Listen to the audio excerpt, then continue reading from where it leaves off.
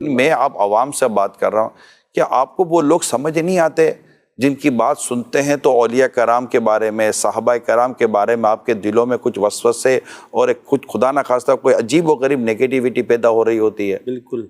ایسوں کی صحبت سے اللہ کی پناہ مانگیں جو یہ دین کے نام پر ہمارے دلوں میں اللہ اس کے رسول کے بارے میں وسوسے پیدا کروا دیں، قرآن کے بارے میں وسوسے پیدا کروا دیں، صحابہ اور اہل بیت کے تعلق سے وسوسے پیدا کروا دیں، اولیاء کاملین کے بارے میں وسوسے پیدا کرا دیں.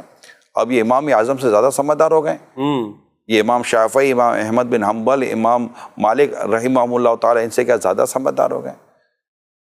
تو یہ حدیثوں کی کتابیں لکھنے والے جو ہمارے بزرگ گزرے ان کے زیادہ سمجھدار ہو گئے. اب یہ تو میں آپ اپنی اسلامی و اپنی عوام سے بات کر رہا ہوں. کیا ضرورت ہے سننے کی ایسوں کو کہ جن کو سن کر ہمارے دلوں میں 10 قسم کے خیالات، ہمیں کوئی اور آج تک تو پتہ ہی نہیں تھا. آپ کو پتہ اس لیے پتہ کیوں پتہ نہیں تھا؟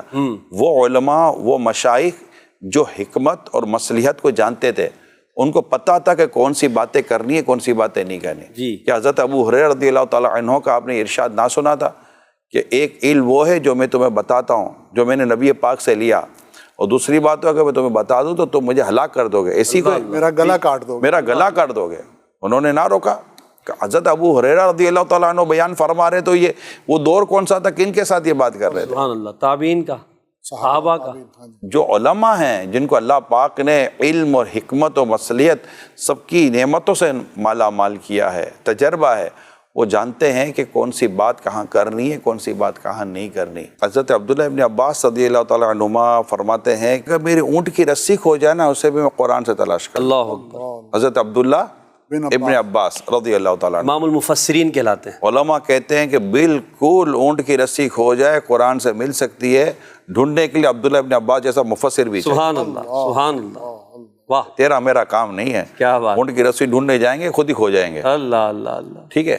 تو یہ جو ہے نا کہ ہم پڑھ لیں، بالکل پڑھنے کے لیے طریقہ ہے. کتابیں دنیا کی بھی لکھی گئی ہیں، لیکن پڑھنے کے لیے ان کتابوں تک پہنچنے کے لیے بھی ایک ترتیب ہے. ڈائریکٹ میٹرک کی کتاب آپ ڈائریکٹ ترتیب سے چلیں، اور جو علماء جب ترتیب سے چلیں گے نا اور صحیح جگہ سے لیں گے، صحیح، اور آپ کو صحیح استاد مل گئے جن کے دلوں میں عشق رسول، عشق صحابہ اور عشق اہل بیت اور عشق اولیاء معجزن ہے، موجے مار رہا ہے. واہ واہ. آپ کی ترتیب اگر وہاں سے چلی تو آپ پڑھ سارا لیں.